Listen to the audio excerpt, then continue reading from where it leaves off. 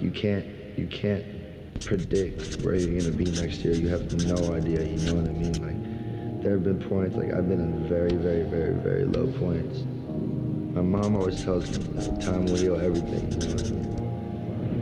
Even if it's like 5 years later and you're still feeling like, where the fuck, like when I'm waiting for this shit to heal, like nothing's happening.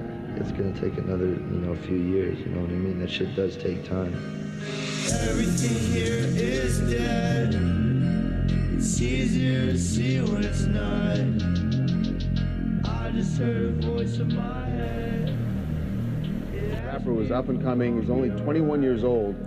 Unresponsive inside of his tour bus from an apparent drug overdose. And emerging rapper Lil Peep died last night right before he was set to perform in Tucson.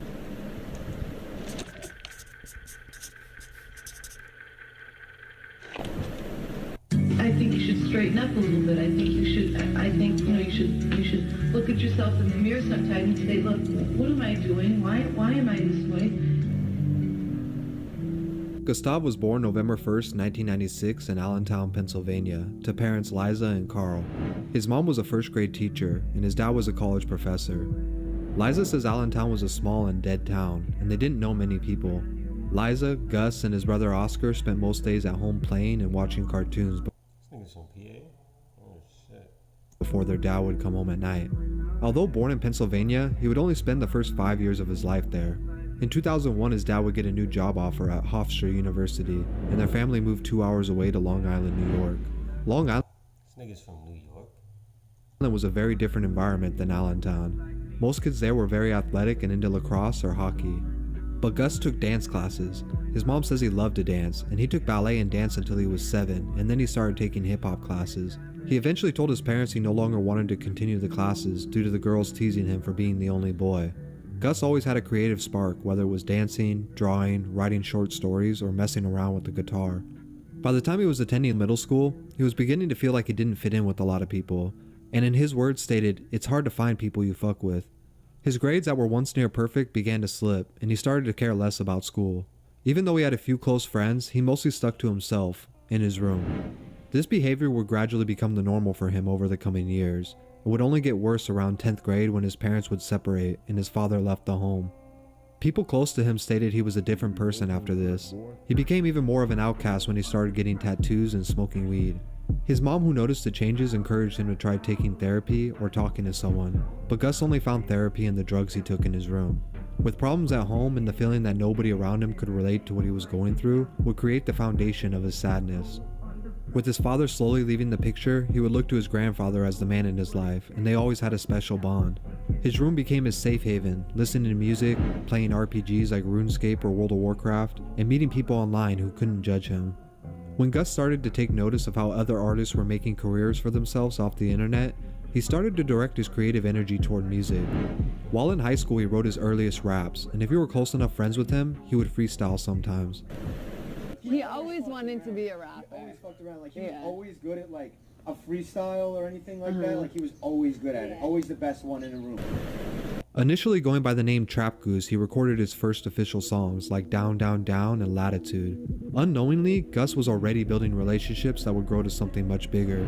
The beat he produced for Down, Down, Down was from Virginia producer Smoke a Sack, who he met online. Eventually, he couldn't stand being in school for more than 45 minutes anymore. Sometimes he'd throw up before school, and if he did go, he'd end up hopping a 20-foot fence nearly every day to escape, before finally dropping out. He tried getting a job at a seafood restaurant but quit shortly after. He knew he couldn't just be something regular. At 17, he got his first face tattoo, which was a broken heart near his left eye. He stated this motivated him to go harder for his music, because he knew it would make it harder to get a regular job. He finished high school on a low-pressure online program. Interesting psychologically. I don't know what the fuck I just said. Because he knew it would make it harder to get a regular job. He finished high school on a low-pressure online program that only required one essay a week, which he admits his mom usually finished for him. While she slept every night, he would be awake recording new music on GarageBand. While this is happening, Gus's childhood friend Brennan Savage was living in San Francisco, and he invited him to come stay the summer of 2014 at his house while his parents were gone. Wasting no time to get away from the place that was causing him so much pain, he left for California. He He stayed the whole summer with Brennan, but as summer ended, Brennan began looking into colleges for the fall semester. Gus wanted to stay in California though, and he began telling Brennan how they should get to LA so he can really try to make a name for himself with his music. My mom left her car behind, and I would take my mom's car up to LA for the day and go house hunting. We were 18 doing that. Gus was 17. They were looking in the Glendale and Pasadena area, which was close to Glendale Community College, which Gus and Brennan both enrolled in. Gus knew the only way his mom would approve of him staying was if he told her he was going to school. They eventually moved into 1700 University Drive in Pasadena for $1,600 a month. It was a small house, but it worked for the time being. Gus managed to stay in school for a few weeks, but inevitably dropped out. He knew the real reason he was there was to focus solely on music, and school was never going to be his thing. So how the fuck did he get in college if he dropped out of high school? He couldn't focus, and music was all he was thinking about. As a few months passed, it became increasingly harder for him to come up with the $800 portion of his rent. They were living off of little food and resources. He was recording music, but was getting frustrated with that as well. He felt like it wasn't coming out the way he envisioned it, and was having trouble learning how to mix and master his sound. Things just weren't working out in California, and he decided to move back to his mom's in Long Island. Being back home wasn't any better for Gus, but it did something to him that made him more focused and motivated than ever. He started to put all of his emotions and pain into his music without any filter, and decided to change his name. Peep was a nickname his mom gave him as a child and used to always call him. He put Lil in front of it and birthed the name we know today, Lil Peep. Over the next 6 months at home, he started to find his sound and was learning how to mix it into something he was comfortable enough to share online. In 2015, he dropped his single Star Shopping, and things slowly started to change. He started to build a small following of listeners and was getting a few thousand plays online. After Star Shopping received so much positive feedback from friends and fans, his confidence that had been tucked away for a long time was beginning to surface again. He was excited and started collabing and making friends with other artists and producers online, dropping 5 EPs within 2015, one of them with the UK artist Bexy and another with Omen. Peep loved the fact that he was meeting more people that were like him. Another collaborator he met was Craig Zen. Craig Zen showed Peep's music to an underground rap collective, Schema Posse, which was run by Jay Green and had other members like Ghostman. Jay Green heard about 30 seconds of Peep's music and already knew he was something special. He DM'd Peep and they ended up talking on the phone, inevitably inviting him to join Schema Posse. On September 18, 2015, he released his first official mixtape, Lil Peep Part 1. On the tape he expresses vulnerable themes like relationship problems, depression, and drug addiction. Problems he's dealt with for years and felt like wasn't being talked about enough in music at the time. Understanding that people were starting to take notice of his hard work, he followed this tape up with 2 more, Mall Music and Live Forever. In early 2016, he was motivated and wanted to get back to LA for a second shot at making a name for himself. He ended up moving back with Brennan in Pasadena, but this time inviting more artists and producers to join them, helping cover the cost of living as well.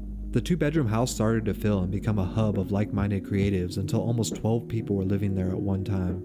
Peep, Brennan, Ghostman, Nedarb, and Killstation were some of the artists living there at the time. They would party and collab on music all day. Although Peep's name was starting to create a small buzz in the underground, he was still struggling and would often live off of canned food and clothes. I just ordered socks and 5 pairs of men's medium box at Big Center 1700 University Drive. They're coming from Amazon Prime to Gus. Yeah, I will mail beans and can opener today. His mother would send him from Long Island. They were far apart, but his mom would text him often to make sure he was doing okay and he had what he needed. He always stated his mom was one of his best friends. Schema Posse had a few shows in Oakland, Tucson, and Denver lined up, and they included Peep in them. These were his first live performances ever, and admits to taking Xanax before each show to calm his nerves, but despite taking medications, still threw up after every song. By now, he's recently released his single off of his California Girls EP, Beamer Boy, which was quickly becoming an underground favorite. Jay Green would later say the crowds would go off for everybody, but when Peep came on and played Beamer Boy, they went crazy.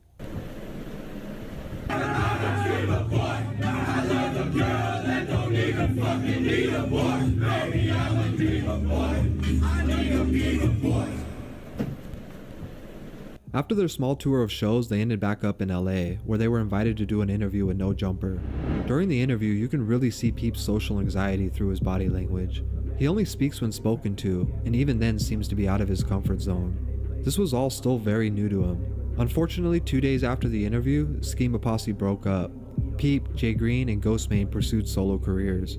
Now a free agent, Peep headed back to the Pasadena house and continued to work on more music. One of Peep's producers, Nedarb, was living at the house and started introducing members of the rap group he was a part of, Goth Boy Clique.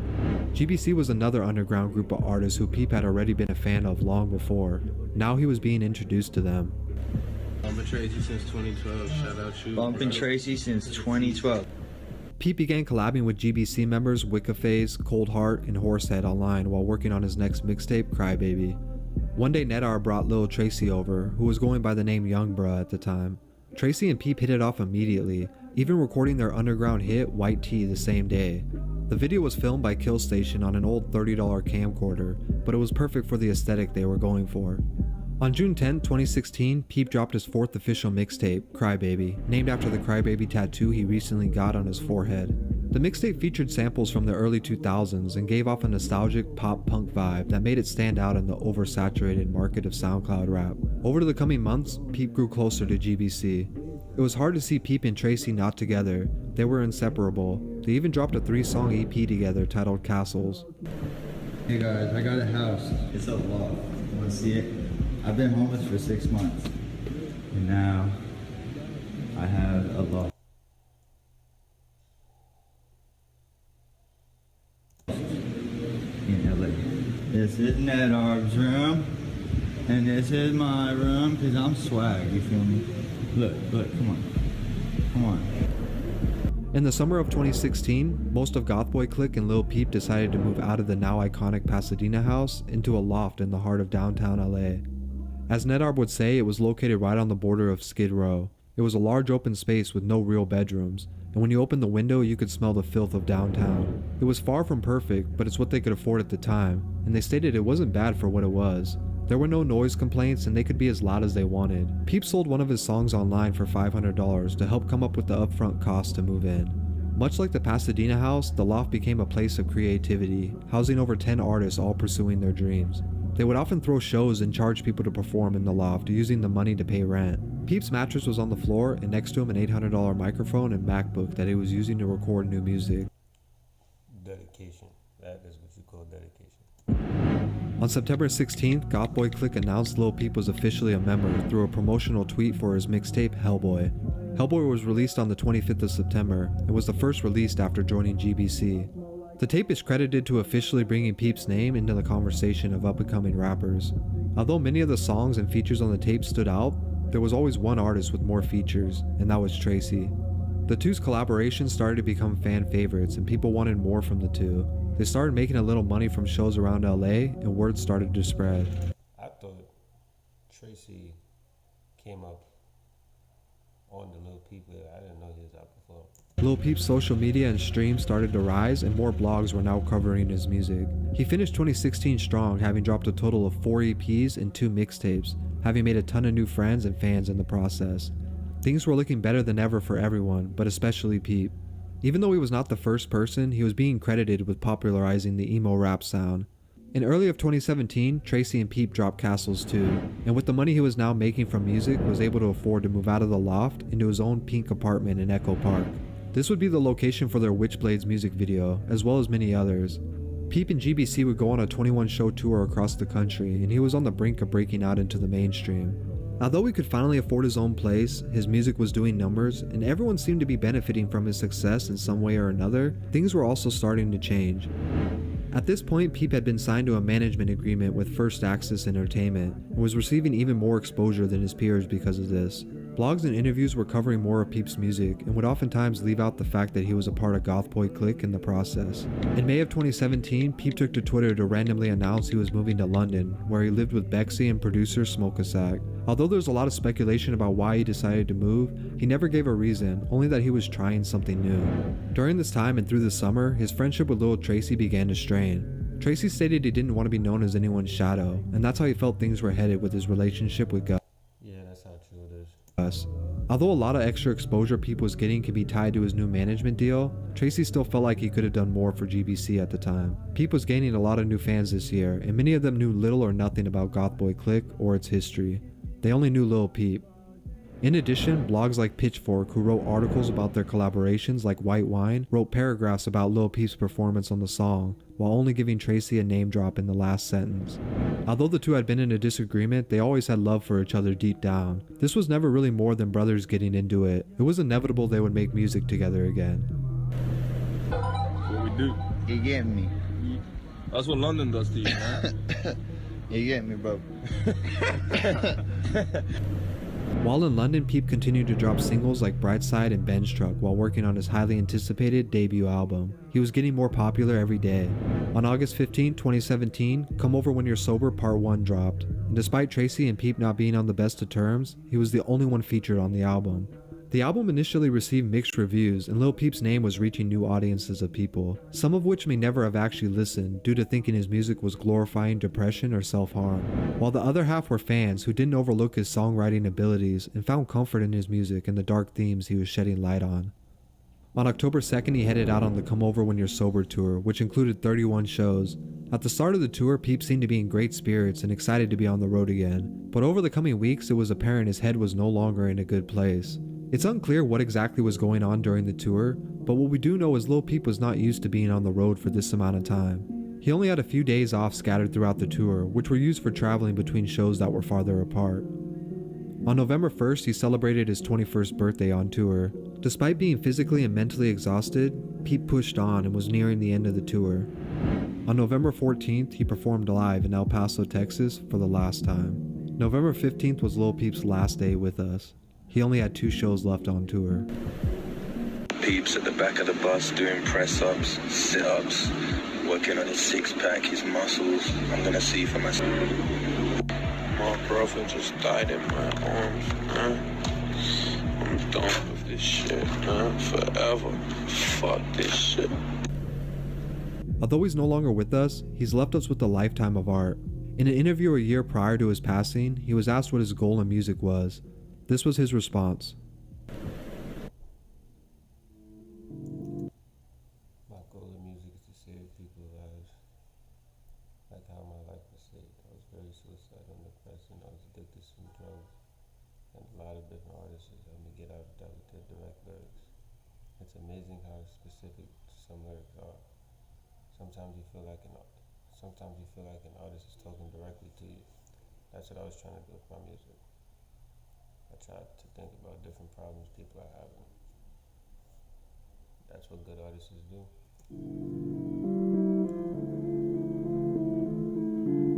Damn, bro. Damn.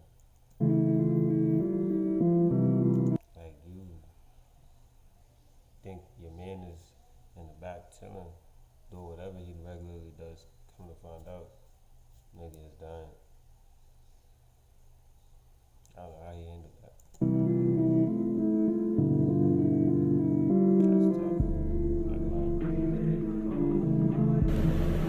Lil Peep went from sitting in his room looking for an outlet to express himself to having millions of fans memorize his lyrics and interpret his messages.